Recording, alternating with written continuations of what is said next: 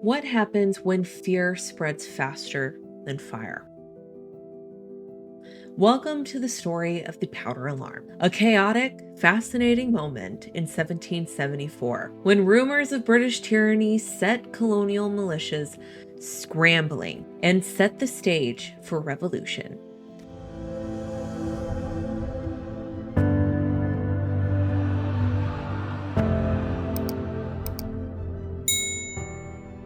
Welcome to Historical USA. I am your host, historian Lisa Weekland, and here we discover the people, places, and events that made America. Today, we are breaking down the adrenaline-packed event known as the power alarm, its causes and its consequences, all while asking, what does this tell us about the simmering tensions before Lexington and Concord? Now, to understand the powder alarm, we need to set the stage. By 1774, the colonies were a powder keg waiting for a spark. No pun intended. Tensions between British authorities and American colonists had reached a boiling point.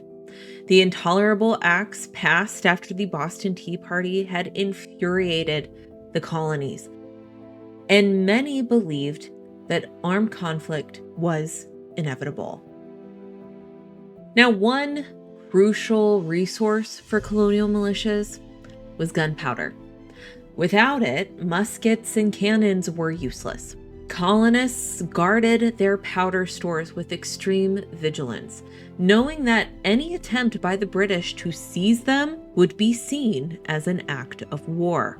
And that right there is where our story begins. At a British attempt to seize the powder. Hello, history friends. I am so excited to announce that we have partnered with Classical Learner. I am a historian, but more importantly, I am a homeschooling mother. Now, I get questions all the time from other homeschool parents and other parents concerned they might not be teaching their children enough social studies or civics or history. Classical Learner is a great way to help your child in all of those areas. Their children's book series, Cubs to Bears, will help your children understand things like what is the First Amendment? What is the Second Amendment? What is the Federal Reserve? They will teach your children things like critical thinking and health and nutrition. One thing that I'm really excited is they are also now rolling out historical works. Their first is George Washington by Ferdinand Schmidt that was originally published in 1911. Now, this book tells the story of George Washington from his upbringing to his ambitions to his ascension as the father of a new nation. It provides a really unique insight into the grievances of the American colonists and the issues they had with England and the culture that made 1776 possible. This is part of Classical Learner's mission to take lost, unpolitically correct history and make it available to the public. And you can get 10% off of any of these products when you use the coupon code HistoricalUSA. You can visit the link down below in the description bar if you are interested in taking a look at some of their children's books and some of these great historical works. Now back to the video. On the morning of September 1st, General Thomas Gage, the new British military governor of Massachusetts, after Hutchinson was recalled to England never to return, ordered troops to remove gunpowder from a magazine in Charlestown. The goal? To weaken the colony's ability to mount a resistance. But Gage completely underestimated just how far the rumor mill would run in colonial America. See, as troops carried out their orders, a fiery rumor began to spread. The British weren't just confiscating gunpowder, they were storming Boston itself. To the colonists, it looked like Gage was initiating a full-scale crackdown on liberty, and the response was nothing short of chaos. In what historians now call the powder alarm, riders on horseback spread the shock and exaggerated news across Massachusetts and beyond. Within hours, thousands of militia members were on the move, armed and ready for battle. Some reports claimed that over 20,000 men assembled, prepared to march to Boston and confront British troops. But amidst the panic, the Committee of Correspondence sprang into action. These patriot networks, formed to coordinate resistance, became the lifeline of accurate information.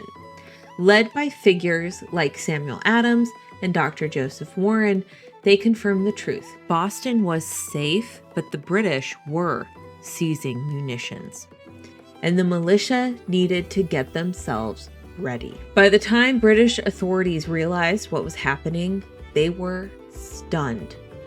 What had begun really as a simple maneuver to seize powder from a colonial storehouse had unraveled into something far more dangerous. Gage, who had cautiously walked the line between control and restraint, now found himself staring in the face of mass rebellion. I mean, picture it. The narrow roads leading to Boston, teeming with militiamen, rifles in hand, marching forward with grim determination. They had heard the alarm, spread by the Committee of Correspondence, whispering through towns and villages like wildfire. Farmers left their fields, blacksmiths abandoned their forges, and young men, barely more than boys, took up arms, ready for war they had feared but always expected. And then, the moment of decision. The British forces had already retreated, leaving behind silence, confusion, and an undeniable truth. The powder alarm had ended without bloodshed, but it had awakened something that could not be put back to sleep. Unity, defiance, and an unwavering readiness for battle. For the colonists, the powder alarm was a dress rehearsal for revolution. It demonstrated their ability to mobilize quickly, share information effectively, and unite in defense of their rights. The unity shown during the powder alarm foreshadowed the spirit that would drive the Continental Army during the Revolution. In London, the reports were unsettling. The colonial militias hadn't just reacted, they had organized, mobilized, and prepared in a way that no one had anticipated. It was a demonstration of strength, a warning shot without a trigger pulled. And among the colonists, the lesson was clear. The next time the British marched into the countryside, New England would be ready. And next time, there would be no retreat, only war. So what came next? Well, the powder alarm itself did end peacefully. It had major consequences. It intensified distrust between Britain and the colonies, making reconciliation even less likely. It also fueled the colonies' belief that armed resistance was not just possible, it really was necessary. And colonial militias began organizing with even greater urgency, stockpiling arms and preparation for war. The powder alarm proved that the colonies could and would rise to defend themselves, setting the stage for Lexington and Concord. And while the powder alarm may not be as famous as Lexington or Saratoga, but it's a fascinating moment that shows how the seeds of revolution were already beginning to sprout.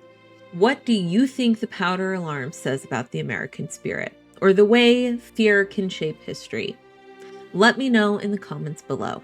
And if you enjoyed this episode, don't forget to like, subscribe, and share. And I will see you in the next video. Bye.